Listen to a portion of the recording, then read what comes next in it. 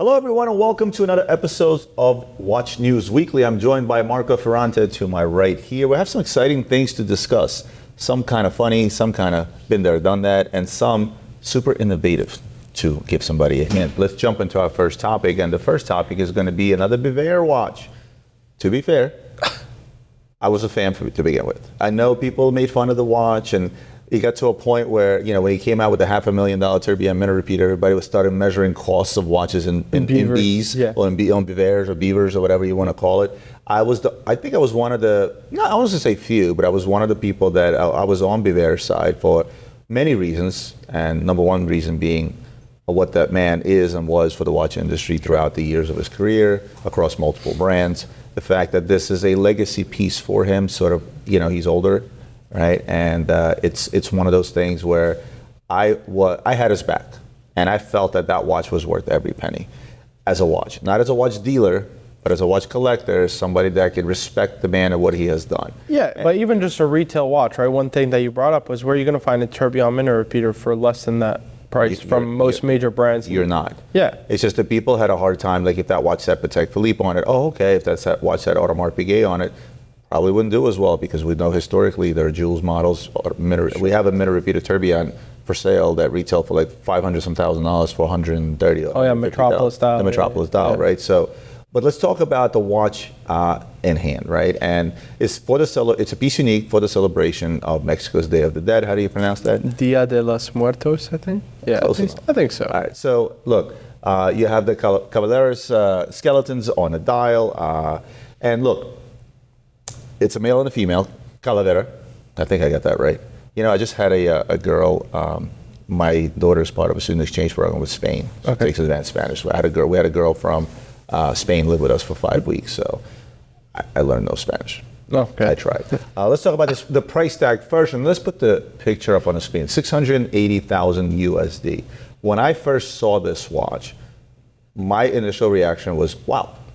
Literally, wow. Aesthetically, okay, don't tell me what the brand is. Show me a minute repeater tourbillon that looks like that. I am going to be impressed. Now, the Day of the Dead has been done over and over. Pun intended, is being killed over and over and over by a multitude of brands. Yeah. You've had de Bethune just did one. Yeah, de Bethune just did another one, or similar to this one in the sense that it's also like moving. What are those called? When the characters. Yeah, mechanical scenery. Yeah, yeah. But with this is not just a mechanical scenery. This is an actual minute repeater and an actual tourbillon. If you Google Hublot Day of the Dead, there's probably 46,000 different limited editions for that. A multitude of brands have done that, and they do it with one very specific reason. They are catering to a specific market. Yeah, they're super popular. They're a super popular genre of watch, right? People just buy these. They just do. But when I look at this, first of all, and I spoke about this the last watch, look at the bracelet. No, the bracelet. The bracelet is absolutely amazing. People don't pay attention to that because most will not realize what it takes to create a bracelet like that. That's number one. The dial, the skeletons, the layout of the dial. I'm not sure about the scale in the middle. I guess it does make the scenery pop more. Yeah, I think they should have done it on the rehot, if I'm being honest with you. Like further out into the dial or even up against the bezel, I think it would have been. But I feel like what that does is it gives the watch depth, right? On the outside, yeah, that's and true. Sort of brings the scenery. That's front. true. Yeah. Look, I'm not gonna spend a whole lot of time on this particular watch. I wanted to show you guys this new watch, and again, my personal hot take is this is a big A from me in regards to checking off all the check marks: design, finishing, complication. Just everything about this watch, it just works. Listen, I'll say this. I think it's a very good looking watch. My main issue is, again, like I had with the original Biver watch that people were kind of upset about, is that a lot of independent brands are starting out with these hyper expensive watches, right? Like $200, $300, $500, in this case, $680,000 watches, which is, it's hard to get your foothold in a much more competitive market than ever before when you're starting at those price points. That's my main critique of the watch. Then you're only catering to such a small percentage. Exactly. In this case, you're catering to one individual. Yeah. In the case of the first Biver watches, you were catering to such a tiny percentage. It's almost like it's hard to build a brand that way. That's my main. But if your ultimate goal is to start building a brand with individuals that are playing in that $500,000 plus price range, right? And you know there's only a handful of them, and if you have the name behind it, and again, people make fun of it, but Biver is a huge name, right? Yeah. The only issue is that think about Gerald Genta, right? And again, I don't know if this is a good comparison, but I think you'll see where I'm going with this. If you look at a guy like Gerald Genta, arguably the godfather of watch design, right? He's, the most popular or the most well-known watch designer of all watch designer of all time, right? Yeah, arguably the greatest. He is the godfather. Yeah, he's probably right? the GOAT. The minute he came out with the Gerald Charles brand, remember when it was revamped and so on and so forth. And if you look at his Gerald Genta watches, where are they? I mean, they're owned by Bulgari. This is before your time. Before they were owned by Bulgari. Yeah, I mean, Gerald Genta, nobody cared. Yeah, nobody really cared. He catered to a very specific market. It was the Middle Eastern market. Made a ton of those gaudy watches. There's a big auction coming up on that, by the way. We need to discuss that maybe in another episode. But he created this. He worked a lot with Asprey. Catered specifically to the Middle Eastern market. A lot of gaudy watches, crazy designs, and so on and so forth. But in reality, maybe this is the issue here, because Biver was a big man in the watch industry. We're not going to go through his accomplishments. We talked about this before. But the minute you take and you put that name on an actual product, Patek Philippe will go a lot further than if you took Patek Philippe's CEO and put in like if Stern came out with a Stern watch, it wouldn't do anything. And that's really what's happening here. But we're here to talk about the watch. I give this watch an A+. Let's move on to the next topic. The most expensive G-Shock. AI designed. Now, I took a look at this. Now, this is supposed to be the most expensive Casio that will ever be sold. It's a one-of-one gold watch. It's expected to sell between $70,000 and $140,000 at auction. Okay, it's crafted to celebrate the brand's 40th anniversary. Now, they used AI to develop the exterior aesthetic and to help make the overall structure as light and shock resistant as possible. When I looked at the picture of this watch, there's two questions that came up. Let's show the picture. Number one question came up is, where is this going to sell from $70,000 to $140,000? And number two, if this is where AI is when... I think watch designers' jobs are pretty safe for now. I think yes, thank you very much.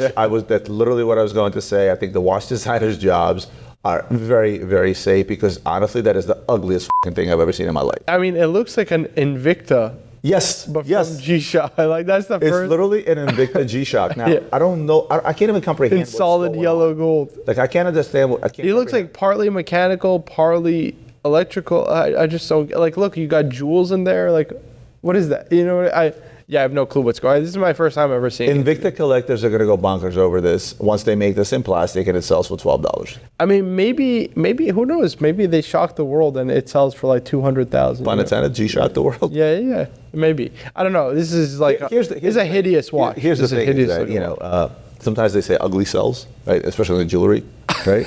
And sometimes we'll get a package of jewelry and there'll be like this ugliest thing there, and it'll be like the first thing that sells. But I think it's a type of piece that comes down to three words: pride of ownership. Yeah. Right. Yeah. Maybe it's it's so ugly that it's pretty. Yeah. And in fairness, there's a lot of G-Shock, like heavy G-Shock collectors. I don't know if they're paying $140,000 for a watch from G-Shock. Do you know how many G-Shocks you can have in your collection for $140,000? Yeah, but the point is there are definitely hardcore G-Shock fanatics out there. Look, I was sort of floored by the G-Shock he owned, the one that's like $4,000. Yeah, right? yeah. And that was already outrageous to me, because again, you think G-Shock, it's like it reminds me of back in the day, Swatch Watch. They came out with a platinum watch. It was a platinum Swatch watch. It came with this heavy metal case. They made 12,000 pieces. It was a limited edition, and it retailed for like whatever. It was like $15,000 or something like that. And that never really took off. It was supposed to be that piece that's going to be, oh wow, I have the ultimate Swatch watch. The problem is that a G-Shock is a G-Shock. A Swatch watch is a Swatch watch. It's them trying to take a Timex and make it out of platinum and sell it for $150,000. Yeah, you're going out of your lane and what makes you popular, right? And this is certainly G-Shock doing that. Listen, they made an all gold square G-Shock that, it resells for significantly less than what it originally retails for. I think initially when the watch came out, there was a moment where people were like willing to pay over list for it because they wanted it. Yeah, I mean, I'll be honest. I think that this is going to seriously underperform the expectations. I doubt this sells over 50,000. Are you taking it over? The problem is that when you're talking about such a big publicity stunt, which is what I think this is, right? 40th anniversary, let's do something big, right? I almost wish that, first of all, for your 40th anniversary, give something to your diehard fans, right? Come up with something cool, make it out of plastic, make it affordable at $100 or $200 or whatever it might be. Make it $500, right? Make it something really, really special and allow your fan base to actually buy them. Make a limited edition of, I don't know, 40,000 pieces. Never mind, 40 pieces, right? But to do something like this, it's weird. They're going to support it in auction. You understand that, right? So we're probably going to see a big number. If I'm G-Shock and this thing is... They'll probably bid on it themselves. Exactly. If nobody's bidding on this, I'm bidding on this, right? Let's move on to the next topic.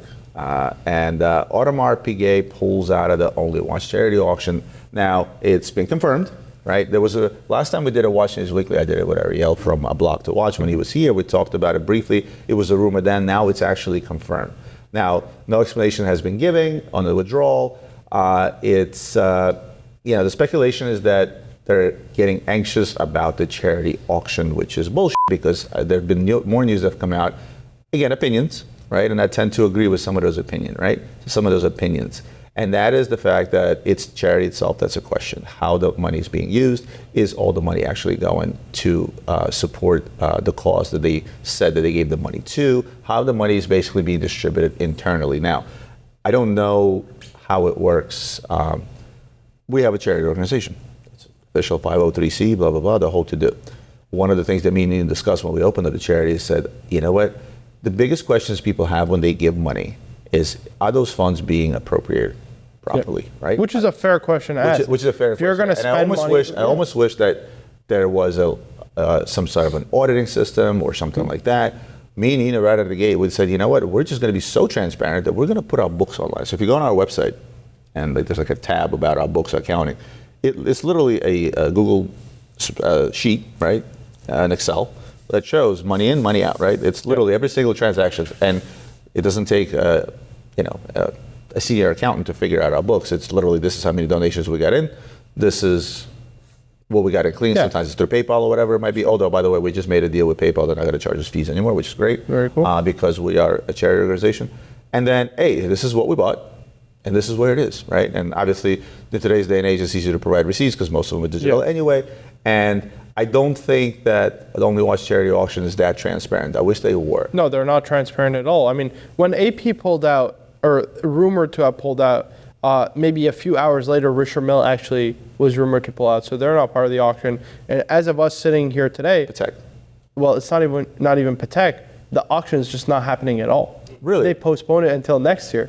Really? I did not know that. So as of last night or yesterday morning, I guess I don't have the latest news. They postponed the entire auction until next year because essentially the point was there was zero transparency as to where the money was going, right? And in terms of transparency, we're talking about there was zero internal numbers that they can actually give anybody, right? They're like, oh yeah, but we're working in conjunction with I think it's Monaco or wherever they file their taxes with. We're doing everything by the book, and only 1% of our total expenditure goes for administrative costs, right? And there was an investigative journalist by the name of Perescope who kind of blew the whistle on, one family in Geneva who actually had Duchenne muscular dystrophy, two or three sons, if I'm not mistaken, in the same family that were asking for aid for a ramp, and they got denied and basically told kick rocks by the charity.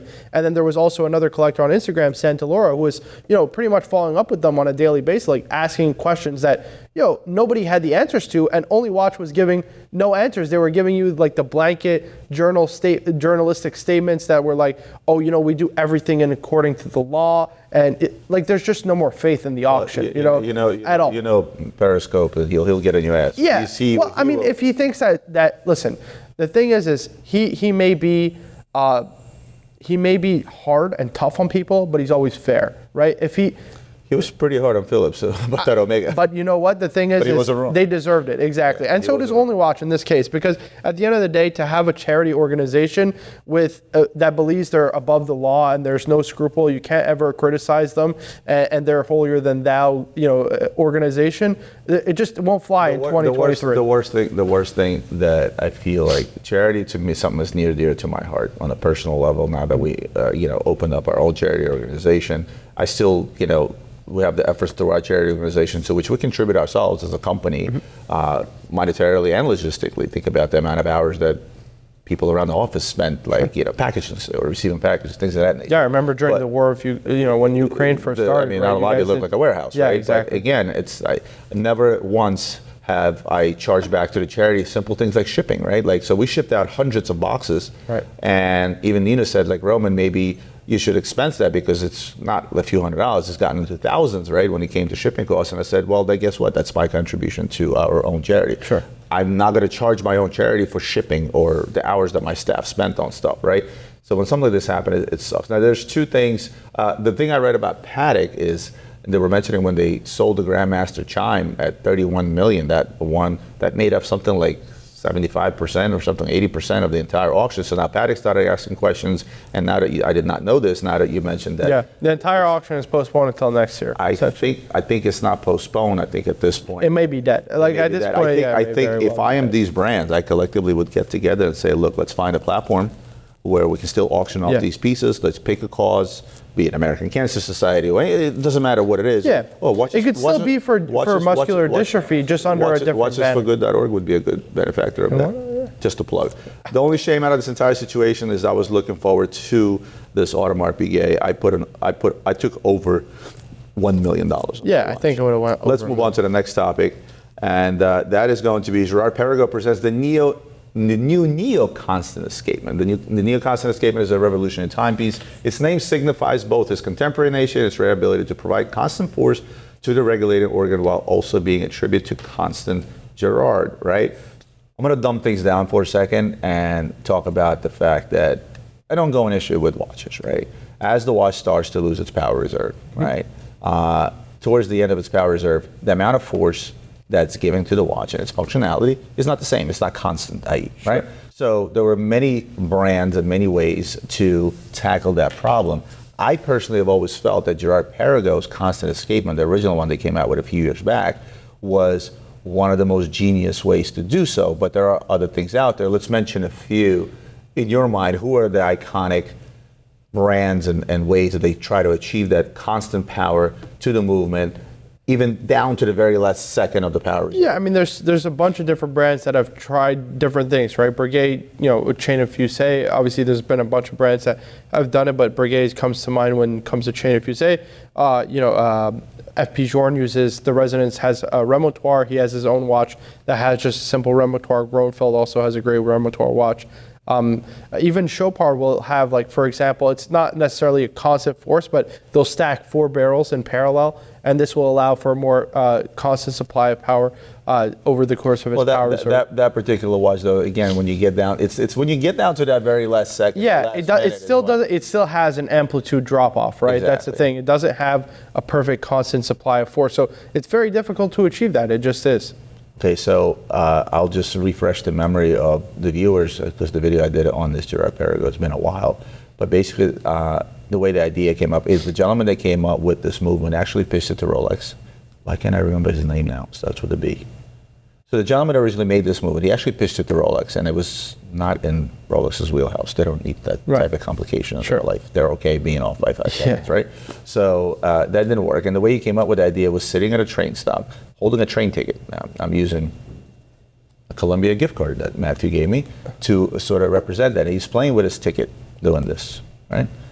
And the thing of it is that when you take something, this is probably this plastic card bends, but if you take a plastic card that's a little bit harder and you do this, he noticed that the minute he applies the force from this end, right, it goes back with the exact same force on the other end, and it's constant. So this movement in a rigid environment such as this becomes constant. So what did he do? He took a couple of rubber bands, and it's literally, if you look at the picture, yeah, it's exactly that, but it's with his silicon silicon bridge. Yep. So what happens? He was able to achieve constant power all the way down till the power reserve actually went down. And in my mind, remontoires, quadruple barrels, all the wonderful things that watchmakers have tried, I've always felt that this was probably the most innovative and actually solid way to keep that amplitude at a constant force to the movement.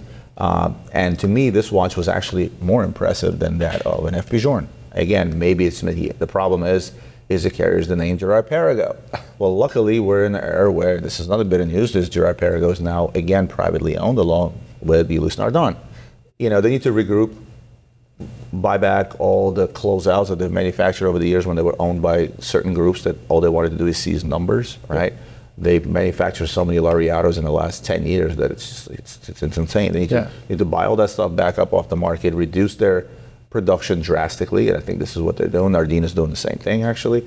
And I think we're going to see a big future from Girard-Perregaux, and I'm happy to see that, because I hate to see, no offense to DeWitt, but when DeWitt had his hot moment, you know, before the 08 crisis, and then they put them under because they just didn't have the longevity in business, and then they started spitting out these closeouts, and you know, I don't feel so bad. But when I look at a name like Girard-Perregaux, who's been continuously running for so many years, it's got so much under their belt. They're right up there with top 10 brands in terms of pretty much anything and everything. Yeah, their pedigree can be, you know, you can't fault their pedigree, right? There's no doubt about it. But I think the issue is GP just has a marketing issue. They have an issue with making contemporary looking watches. They're still stuck, I think, almost in the Stone Age, in the sense that they just don't, I don't know. They just need something fresh and new, and they don't have that currently. I think you're going to see that now. First of all, their sponsorship with Formula One, Team Austin Martin, right? I think you're too biased in that. I don't think that moves the needle. That doesn't move the needle. Let's just hope that they're moving in the right direction. Let's go to the next topic.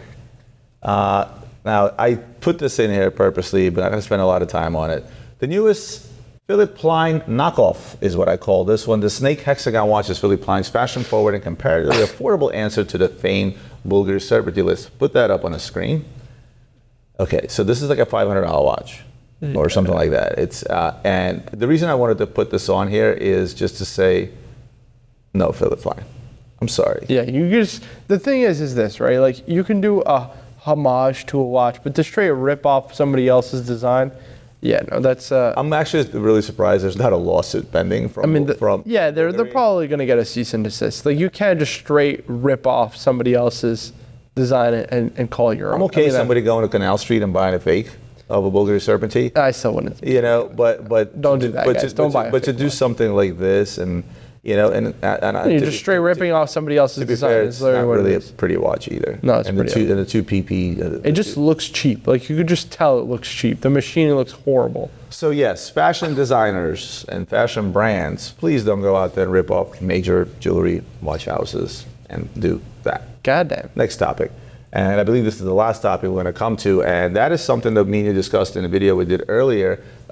You going to Watch Time, and you didn't see this watch. You spent some time talking about it to one of the guys from Greubel Forsey, and that's the Greubel Forsey Tourbillon Cardan Invention piece number 8. So this is their 8th invention piece. In general, it's basically them saying, "Hey, we invented something new." Yeah, something that's never been this is time number 8, and rightfully so. The only time you really see invention nowadays is from independent watchmakers, right? Yeah, for the most part. Forsey is probably one of the leaders in terms of invention horologically. So tell me briefly about this piece. And I know you were so taken back by it. The last video we were talking about, you could have been you had a hard time describing it.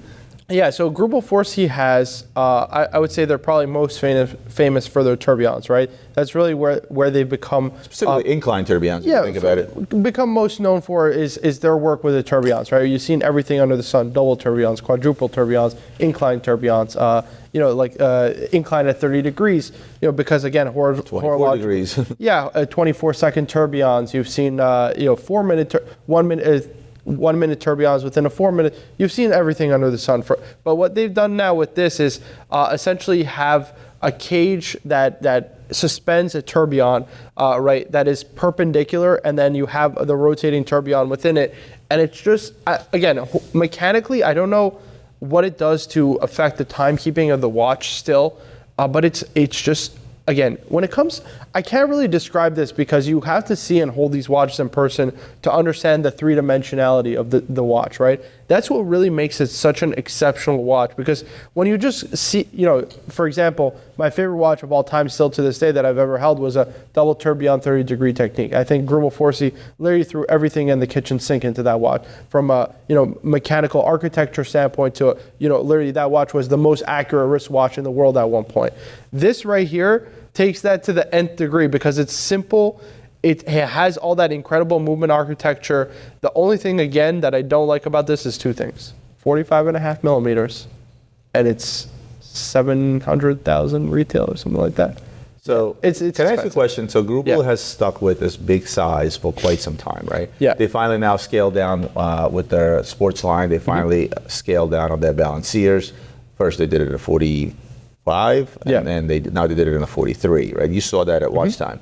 Do you think that they just don't have enough real estate? Yeah, they need the physical real estate to make a movement like this, right? That's really all it comes down to. Like, they try to proportion it so that it's still wearable on wrist where the lugs will downturn, and they make it as proportional as possible and still well wearing for a smaller person who doesn't have some of their earlier models didn't have those lugs. Yeah, exactly. But at the end of the day, you still need that physical real estate because you just can't manufacture components small enough to where they can operate. A lot of people size. out there will look at the picture of that watch and say, okay, well, why couldn't they make it smaller? Why not just take that cage and make it, half the size? Sure. But what you have to take into consideration is that that's not decorative. That's actually something mechanical, uber complicated that it's actually doing something in terms of accurate timekeeping, because that's what tourbillons are all about. And it's not even just that. Whenever you're talking about watchmaking, you're talking about tolerances that are uber tight, right? We're talking, it's within microns, right? It can't even be described. It's like literally the size of, it's like a tenth of your fingernail kind of thing, right? So you're working in sizes that are indescribable.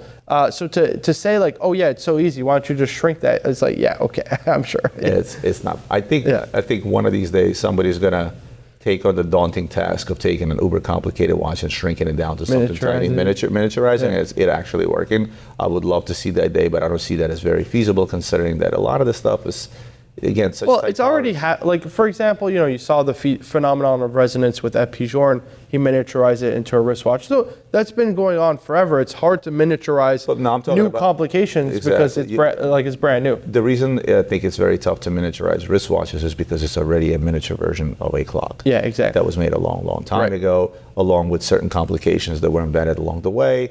And that's why you're going to just continually see this piece as big. Now, aesthetically, wow, it's a knockout. That's beautiful. Yeah. And again, I'm happy to see Greubel Forsey not selling out, so to speak, like not going out there with a time-only stainless steel watch on a bracelet, not cheapening their brand. They're going balls to the wall when it comes to their inventions. They came out with something new. I'd be curious to see reviews on this watch when somebody had it on the wrist. How accurate is it? Because at the end of the day, it's the ultimate thing that every single watchmaker chases, and that is as accurate timekeeping as possible. Yeah, it's creating their best vision of perfection. When it comes to Greubel Forsey, it's creating the most accurate timepiece that's also at the same time finished the best in the world, right? So it's hard to accomplish, but they certainly do that. And I think, again, what's most impressive a watch like this is that it's so easy for a brand to get lost, right? You've seen the rise in popularity of their sports, and you saw this actually. The best brand I can akin this to is Richard Mille. Right? In the last 10 years, can you really say Richard Mille has been more innovative than the previous 10 years? Right? Not. 2000 to 2010 versus today? They came out as a true independent, right? That's what I'm saying. It's very easy to lose yourself, right? Richard Mille. But did they really innovate? You look at. Let's start from the beginning. No, I mean, like there was a lot. The Bubbas, even the G-force, the G-force complications that they made. There's a lot of watches. As a lot of their tourbillons and Nadals, for example. But a lot of their innovation came from aesthetics, use of material. Let's start there. Yeah. Horologically, yes, it's the ability to withstand force, right? From a world-renowned tennis player, golf player, obviously. But they've had some pretty great, like auto racing. Kimi Räikkönen, split-second tourbillons, things like that. They've had a lot of crazy. But the earlier one also was, it was Renaud Papy. It wasn't theirs. Yeah, that was always their. Who did the single clutch split-second chronograph? Was that done by Richard Mille, or was that done by someone else? No, it was done by somebody else. But exactly. So they took innovation, and again, is there anything wrong with that? Max does it all the time. No, of course. And again, it's just those people weren't as highlighted. Not to get besides the point, right? The point being, it's so easy for a brand to lose track, because what made Richard Mille so successful was the hype watch to no shape, go after the hype market, right?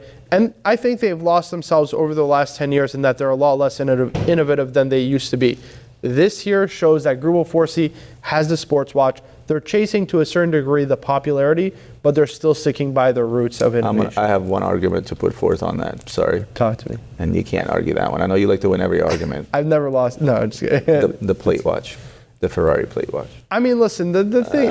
What? There's nothing you can say about that. Piaget Vacheron holding the record for the longest time. The thing is, Bulgari comes along, makes their thinnest tourbillon. That doesn't innovate. That doesn't innovate anything. All you're doing is making a thinner tourbillon. That's not an innovation. But that watch is insanely thin. How about this? I don't think there will be a thinner one. Still. We'll see. Listen, I'm sure Bulgari or Piaget are already working on it. If I was a betting man, they'll probably already have something in production that they're working on. You think? Absolutely, of course. So it's a rat race to the thinnest watch in the world. So it just doesn't make any sense. It's a fair but not fair comparison because Greubel Forsey is always been about innovation, innovation. You know, design has gotten much better over the years, but that was never their strong point. If you look at some of their older stuff, it's a big, heavy, flat plate sitting on your wrist, right? But the innovation is certainly there. Horological innovation is certainly there. They're starting to catch up on design. I do like what they did with the balanciers and especially the ones with the bracelets. The bracelet design is amazing, awesome, comfortable, and so on and so forth. But we're not here to talk about Richard Mills, but we're here to talk about the latest news. And it was Greubel that was in the latest news, and we're going to finish the episode with this innovation piece number 8. I cannot wait to get my hands on one. I don't know how many they're making, but I think 55. They're going to make 55. So odds are we will get our hands on one of these pieces and maybe do more of an in-depth review. Marco, thank you for joining me. Guys, thank you for tuning in to Newswatch Weekly. We will see you next week. Newswatch Weekly.